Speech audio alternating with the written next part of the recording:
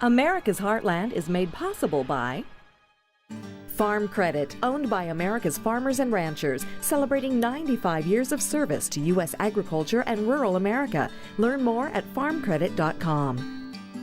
The United Soybean Board, America's soybean farmers and their checkoff. And by the American Farm Bureau Foundation for Agriculture, dedicated to building greater awareness and understanding of agriculture through education and engagement. I'm Rob Stewart. Coming up, a special edition of America's Heartland, all about agritourism. Are you guys ready to milk a goat? Try this one. Let's go feed the cows. People are making a country connection all across the United States. Look at the little cow. Food's on. They're called agritourists, explorers taking a vacation on a ranch or a farm. You know, once in a while you take a little side trip, and it's nice when you're out doing it, and a year or two later you don't remember it. This one you'll remember. You can kick up your heels or put on your working boots during a great getaway at a rural resort. There's no trains or airplanes or cars or traffic. It feels like time stopped here. It's great. It's all coming up next, right here on America's Heartland. You can see it in the eyes of every woman and man in America's heartland, living close to the land. There's a love for the country and a pride in the brand. In America's heartland, living close to the land.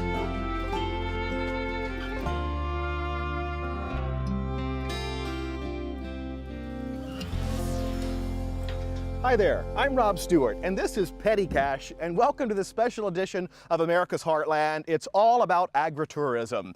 You know, taking a farm stay vacation to a rural resort can really be an experience that you will never forget. One of the wildest places that I've ever been to for agritourism is the Wild Horse Sanctuary in Shingletown, California, where you can experience the beauty of wild horses. That's right.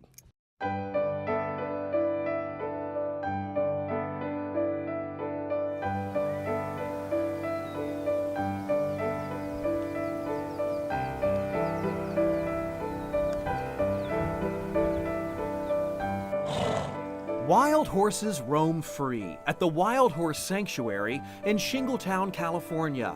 It's a safe haven and a home to more than 300 rescued mustangs. The wild horses, I think, have earned their place in America's history. They've done us a good job. They've carried us west. They helped open up the West. And so we do what we can for as many as we can, and we tell the story.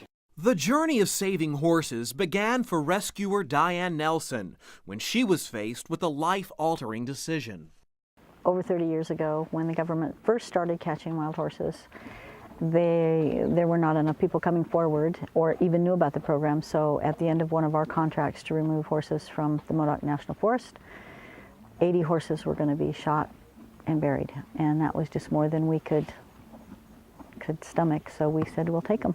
We weren't sure what we were going to do with them. We just didn't want them to be killed. That's when Diane created the Wild Horse Sanctuary, 5,000 fenced-in acres that sprawl across lush, lava-strewn mountains and forest land near Mount Lassen. In 3 decades, Diane has taken in almost 1,000 wild horses to live out their lives in peaceful protection. There are 30,000 wild horses roaming public lands across the western part of the U.S. Each year, the government gathers wild horses to place for adoption. Sometimes when somebody comes to me with more horses that need a home, or especially if it's large numbers, we really have to think about it. And I go back to the beginning and I say, we didn't have anything but 80 hungry horses to think about. Well, now the sanctuary does have a home, and we've got a support base. We know people care. Our big job has turned out to be telling the story. Come over here. right in front of him and hold your steed. Diane is telling that story through opening her gates to tourists for day trips or week-long horse journeys through the hills of Wild Horse Sanctuary. Come on up here.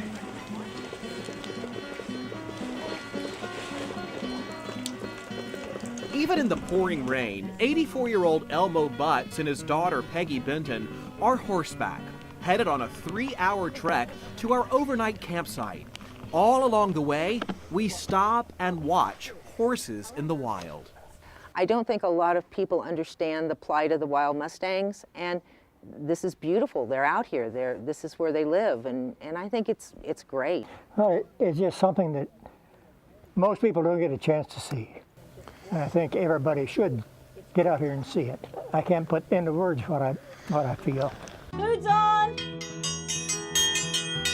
The clouds clear, and it's time for a campfire dinner. Just a camp roll. And some rest and relaxation. And at dinner time, the wild horses get closer and closer. This is our cabin here at the Wild Horse Sanctuary, and right outside of our door, look, 2 wild horses.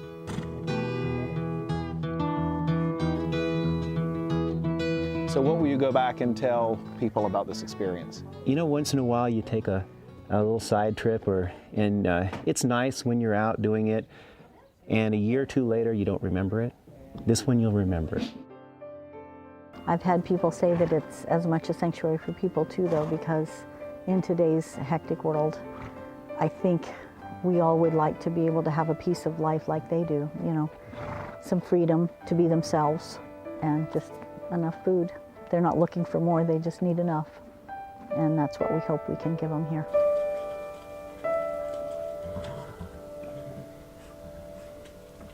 What an experience. Well, let's head to Big Sky Country now, where ranches are alive and well. We found a ranch that covers part of Montana and Wyoming that is using a unique blend of education and letting some of the outsiders in. They're riding and roping at Padlock Ranch, a 500,000-acre cattle spread that sprawls across the hills of Wyoming and the wide open spaces of Montana. Everybody here, we're glad to have you here.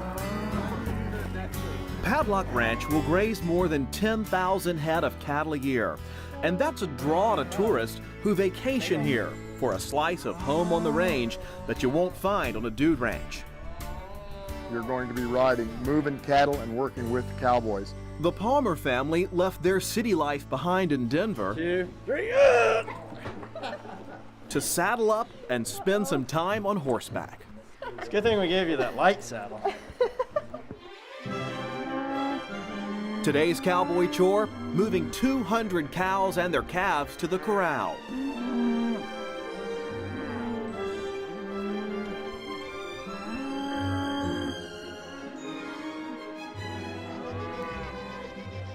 It was really cool. I liked it a lot. It was.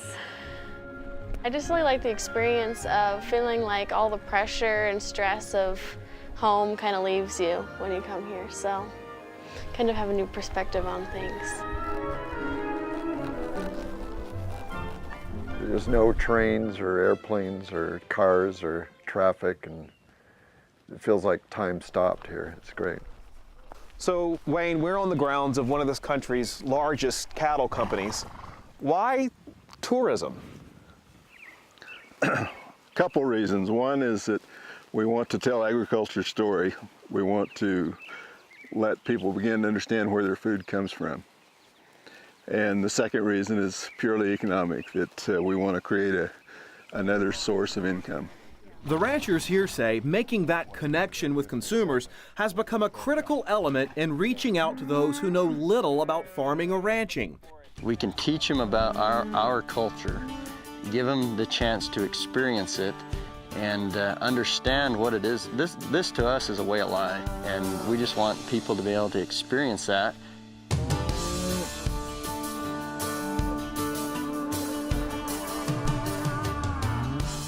Padlock is banking that yearning for learning will trigger the interest of more visitors.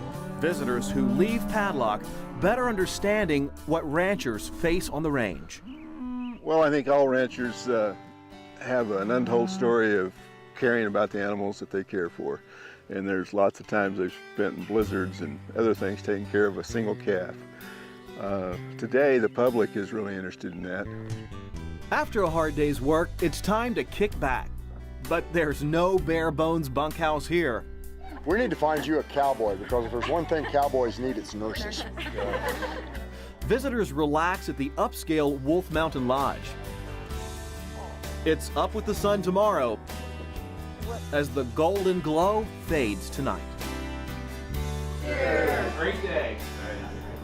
I was reminiscing back when I was a kid, and I remember feeling completely free. And that's what land and having nobody around does. It frees you.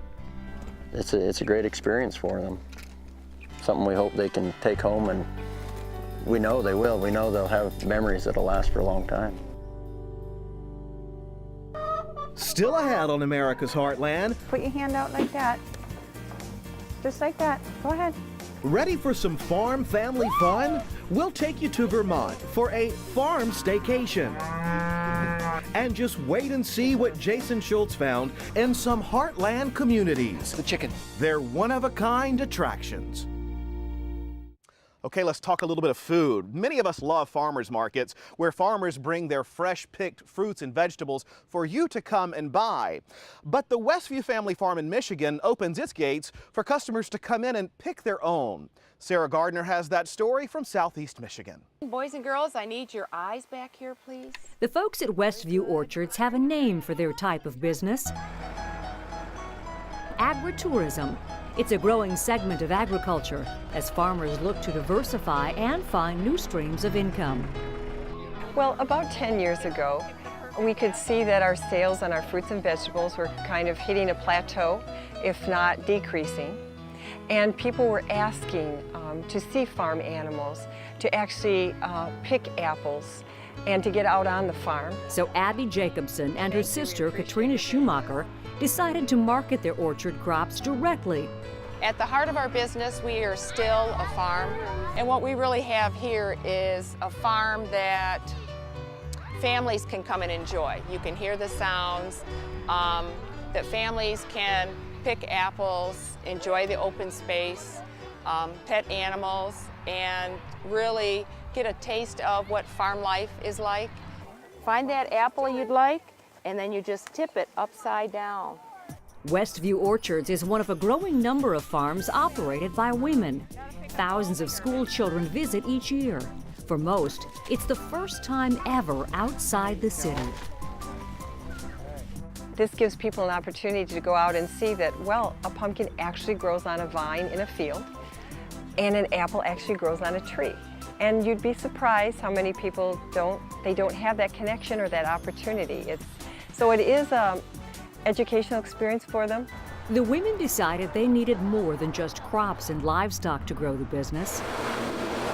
So a cider mill was added, a bakery, ice cream shop, corn maze, and wagon rides. But those modern attractions aside, farming on this land comes with a lengthy legacy. Back in the early 1800s, there was a young man who had ambitions to have his own orchard, and he grew up in Ontario County of New York State. And after he served in the War of 1812 and lots of opportunities here in Michigan, he came to Michigan and was looking for land for orchards. Today, generations later, the family orchards are still producing. It's something that I think is in our blood, so to speak. We were next generation and always felt that the farm would go on and that we would be the next generation to take over. Throughout the orchards, there are reminders of an earlier era, 100-year-old apple trees planted by the sister's grandfather, or the one-room schoolhouse where many family members learned to read and write. My grandfather and his 4 siblings attended that school, and then my mom and her twin and her older brother. This schoolhouse has a special place in my heart. They may look back with pleasure on the past, but this farm has adapted modern improvements. Drip irrigation systems conserve water. Grasses in the groves reduce soil erosion.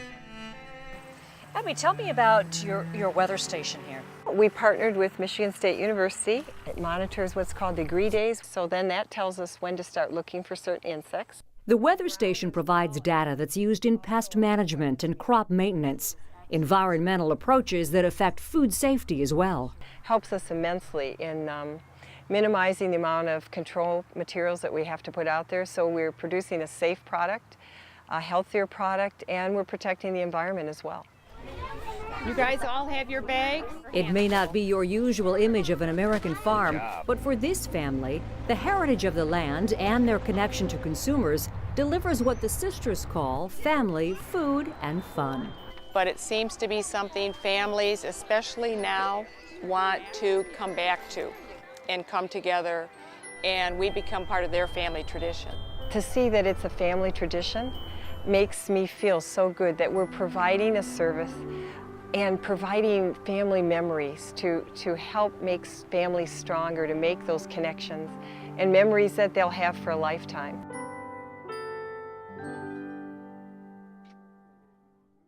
Kansas is known all across the country for its bountiful crops. In fact, they're shipped all across the world. But some residents in rural parts of Kansas have another claim to fame that you can't find anywhere else.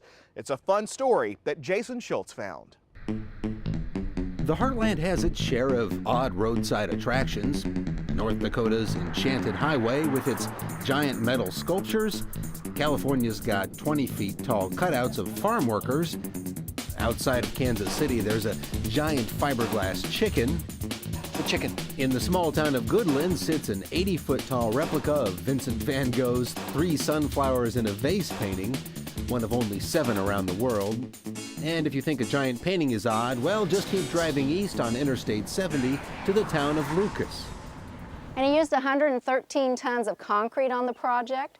And the Garden of Eden, not the one from the Bible, the Garden of Eden created by S.P. Dinsmore at the beginning of the 20th century. After retiring from teaching and farming, Dinsmore moved into the city, as it were, to build a log cabin made out of concrete, new in those days, and after that, he continued making all sorts of interesting things out of concrete. Well, Lynn, these certainly tower over you when you're back here in the yard, don't they? Some of these sculptures range 40 feet up in the air. And this one is the Goddess of Liberty. The Goddess of Liberty, that's an octopus there, I see. That depicts the big businesses.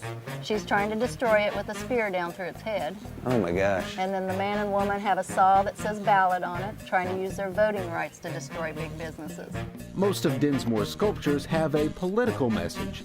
Here's the working man getting pulled in different directions. Dinsmore loved the attention from visitors to his Garden of Eden. He drew them in for miles around with his fanciful work in concrete. People were coming to see it. They were coming off the railroad trains, the passenger railroad trains. People were driving here from all over the state, all over the country, and all over the world came and saw it. To keep getting his message across, he even came up with a plan to draw visitors after he died. Inside this giant cement structure lies Dinsmore's body, mummified with charcoal in a glass coffin. His will says anyone is invited to come in and see the body as long as they pay $1 to keep the Garden of Eden going. He's been dead 75 years, and his body is viewable. And he wanted people to see the body? Right, yes. And we do ask that no pictures be taken inside. The family requests that. So the camera stays outside, but we can go in, huh? Right. Wow. His vision as far as people coming to see his body is what keeps the sculptures protected and preserved then. That's great. Yeah. Wow. Fantastic. If the sight of a mummified man entombed in cement leaves you needing some grounding, you can truly get centered nearby. The geographic center of the United States is about an hour or so up the road. Just follow Highway 191 until it ends, and you'll be at the center of the U.S., well, the center of the lower 48 states. Well, perhaps it's quite fitting that the geographic center of the lower 48 states is completely surrounded by farm fields here in rural Kansas. And if you happen to be searching for salvation while looking for the center of the lower 48 states, your prayers are answered. Right here on site is the 6 feet by 8 feet U.S. Center Chapel. It's tiny, but inside completely functional, complete with pews, a Bible already opened up to a Bible verse, and of course, Kansas travel brochures. If you're looking for giant flowers, cement marvels, or just need to get centered, well, Kansas is your place. So have you ever thought about taking a vacation on a farm? Well, people all across the country are going to rural resorts to take a break from their busy city lives. So kick back and relax, or put on your working boots for some agritourism in Vermont. Where else can you get this close to a cow? While taking a vacation. Welcome to the relaxing lifestyle of a rural resort. Let's go feed the cows. This is Shearer Hill Farm Bed and Breakfast in Wilmington, Vermont, where vacationers leave the city behind Come, boys. to connect with life on the farm. Oh, look at that one, bud. Just eat it. So people are getting from the cities and coming here to experience farm life. You can come and be at the breakfast table with 6 couples from all over the world. For 2 decades, Bill and Patty Pusey have been filling the table with city folks searching for a country vacation. Marlene and Jim Solden have been coming here from New Jersey for 10 years. Ice. No matter how cold, they come back every winter for the farm's annual ritual of making maple syrup. And we come back in September to harvest. We dug up 800 pounds of potatoes this last September. Wow, it's a lot of work. Yeah, but we have a lot of fun. We met a lot of wonderful people here. Wow, that is full. Look at that. They'll call on the phone, and you do the kind of an interview on the phone of them, and you can tell kind of their needs almost by some of the phrases that they'll use. And we'll say, well, this is very relaxing here. You know, we have a small working farm. This is one of the barns. This is 30 years ago, that small working farm saved Bill and Patty's marriage. Tired of city life, they purchased Shearer Hill to reconnect with each other and the land. We knew that there was more to life than what society and financial security, dictates. Yeah. And, we had one opportunity. And I look back on that now and I think, we were very blessed. Take a quick drive just a few miles away, and that same family feeling can be found at the Adams Farm. Let's go see the animals. Another Vermont working farm where vacationers can open the door to a real farm experience. Put your hand out like that. Just like that. Go ahead. What do you think they're getting out of this? I think just a learning experience to know that they can be close to animals and feed them and not be afraid of them, just to get some sense of nature. Are you guys ready to milk a goat? All right, because it's goat milking time. Jill Mancivillano is the 5th generation to run Adams Farm. Her family has been on this land since 1865. They love going and getting the eggs out of the chicken house. That's a thing for me that I just never get over, is seeing a kid, pick an egg out from underneath the chicken for a first time. And when it's hot and they've got to conquer that chicken, because can I take it, or is she gonna bite me, or peck me? And they get it. This is what I eat for breakfast. Outside. There you go. Outside, there are sleigh rides, sheep, and llamas. So this llama is protecting all the other sheep, right? Yes, they're very social animals, and he actually lives with the sheep. He protects them against the coyotes, and he's gonna... Hey, chill out. I'm feeding you, don't spit at me. The farm has evolved with each generation doing something different. Kind of went along with the economic times of Vermont with each generation. And right now, agriculture is still #1 here in Vermont, and tourism is 2. So what we've done is we've combined the 2 elements. elements that amount to a living classroom for kids. Back at Shearer Hill Farm, the lessons continue. Look at the little calf! Yay! Fun for kids and life lessons for adults. They come here and it kind of renews their spirit. Renews their spirit. I love it. Well, thank you for joining me and Petty Cash on this special edition of America's Heartland, all about agritourism. Remember, there's much more on our website, including video from all of our programs. Just log on to americasheartland.org or follow us 24/7 on some of your favorite sites as well. We will see you next time, right here on America's Heartland. To order a copy of this program, visit us online or call 1-888-814-3923. The cost is $14.95 plus shipping.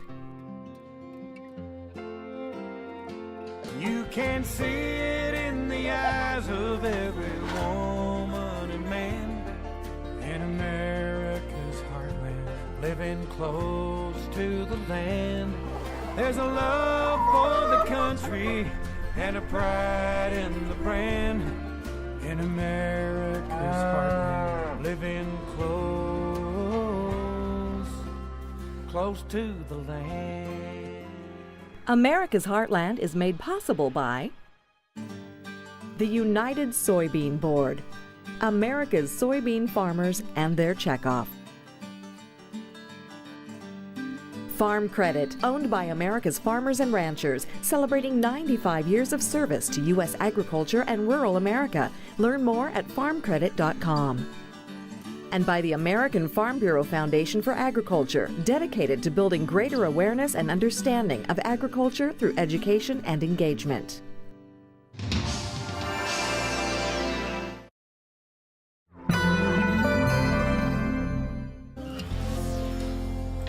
Hi there, I'm Rob Stewart, and this is Petty Cash, and welcome to this special edition of America's Heartland. It's all about agritourism.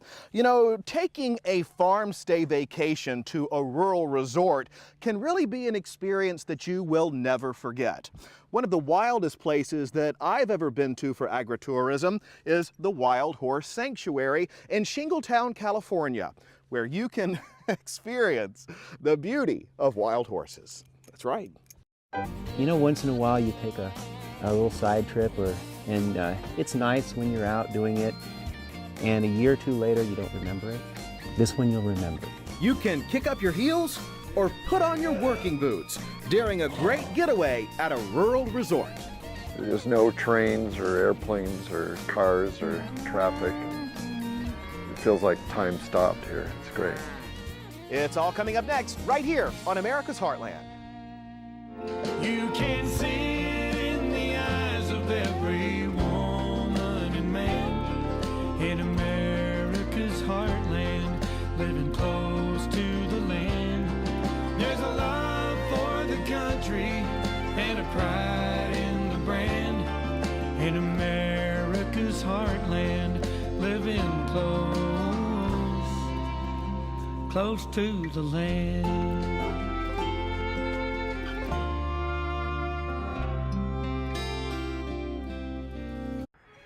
America's Heartland is made possible by Farm Credit, owned by America's farmers and ranchers, celebrating 95 years of service to U.S. agriculture and rural America. Learn more at farmcredit.com. The United Soybean Board, America's soybean farmers and their checkoff.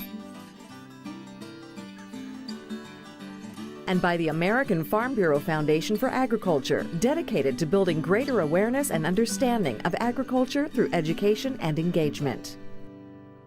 I'm Rob Stewart. Coming up, a special edition of America's Heartland, all about agritourism.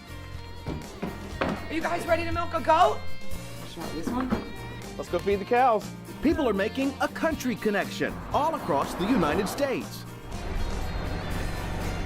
Look at the little calf! Food's on! They're called agritourists, explorers taking a vacation on a ranch or a farm.